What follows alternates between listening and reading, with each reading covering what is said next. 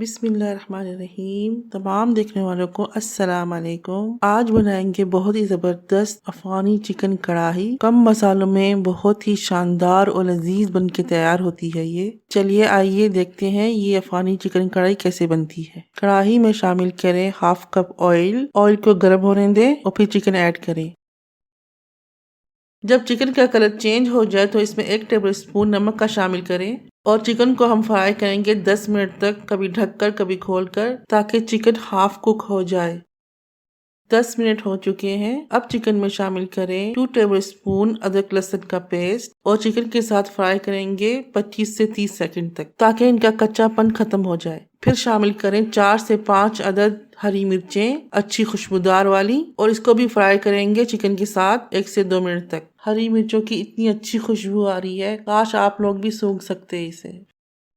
अब शामिल कीजिए 4 अदद टमाटर, जिसे मैंने ब्लेंडर जार में डालकर पेस्ट बना लिया था। टमाटरों को चिकन के साथ भूनेंगे जब तक इनका ऑयल ना अलग हो जाए।